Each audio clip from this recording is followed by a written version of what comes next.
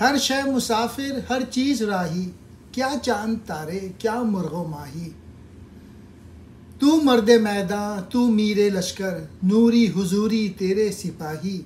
इस दुनिया की हर शय सफ़र कर रही है, हर चीज़ रास्ते पर चली जा रही है। चांद हो या तारे, परिंदे हो या मछलियाँ, सबकी यही हालत है कि चले जा रहे हैं, किसी के लिए यहाँ क़याम नहीं।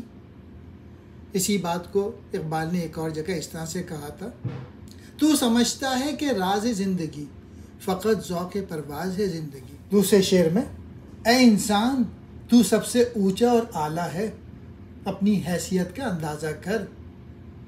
तू लश्कर का सालार है, नूरानी और हुजूरी मखलूक यानी फरिश्ते और कुद्दूसी भी तेरे सिपाही हैं।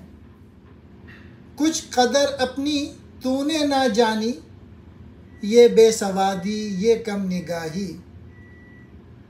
दुनियाएं दूं की कब तक ग़ुलामी, या राहिबी कर या पातशाही। पीरे हरम को देखा है मैंने, किरदार बेसोस गुफ्तार वाही।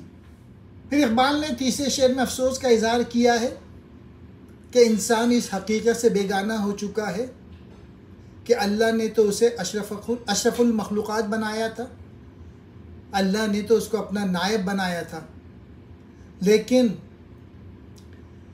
वो अपने जैसे इंसानों के सामने दस्ते सवाल दराज करता है और ये बातें उसकी जहालत और कोताबीनी पर मबनी हैं।